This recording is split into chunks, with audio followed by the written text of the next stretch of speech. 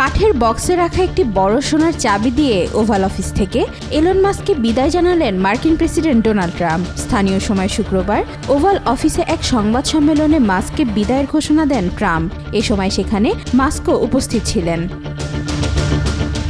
Trump একটি কাঠের বক্সে রাখা বড়সড় সোনার চাবি ইলন মাস্কের হাতে তুলে দেন। ট্রাম্প বলেন, এ ধরনের উপহার তিনি কেবল বিশেষ মানুষদেরই দেন। দেশের পক্ষ থেকে ধন্যবাদস্বরূপ মাস্ককে এই উপহার দেওয়া হলো বলে জানান ট্রাম্প। যৌথ সংবাদ সম্মেলনে মাস্কের প্রশংসা করে ট্রাম্প বলেন, এলন এক কথায় দুর্দান্ত। তিনি প্রশাসনে আসার পর অক্লান্তভাবে কাজ করে গেছেন। তিনি ছিলেন বলেই আমি খুব অল্প সময়ের মধ্যে প্রশাসনে ব্যাপক ও ফলপ্রসূ পরিবর্তন আনতে পেরেছি।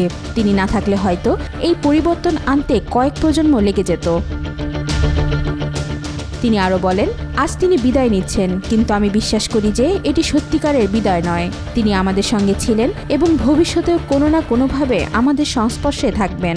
এখনও তার অনেক কিছু করার আছে। 2024 সালের প্রেসিডেন্ট নির্বাচনের সময় ডোনাল্ড ট্রাম্পের প্রচার অভিযানে বিপুল পরিমাণ অর্থ দিয়েছিলেন মাস্ক। নির্বাচনে জয়ের পর মাস্ককে নিজের পরামর্শক ও উপদেষ্টা হিসেবে নিয়োগ দেন ট্রাম্প। পরে 20 জানুয়ারি প্রেসিডেন্ট শপথ গ্রহণের পর মাস্কের নবগঠিত সরকারি বিভাগ বা মন্ত্রণালয় ডিপার্টমেন্ট অব ডেভেলপমেন্ট এফিসিয়েন্সির প্রধান করেন ট্রাম্প। এই বিভাগের প্রধান কাজ ছিল সরকারি ব্যয় সংকোচন এবং সরকারের বিভিন্ন বিভাগের কর্মকর্তা কর্মচারীদের দক্ষতা বৃদ্ধি। গত 4 মাসে মাস্কের নেতৃত্বাধীন সরকারি দক্ষতা বিভাগ হাজার হাজার চাকরি কমিয়েছে, একাধিক সরকারি সংস্থা বন্ধ করেছে, এমনকি বৈদেশিক সহায়তাও কাটছাঁট করেছে।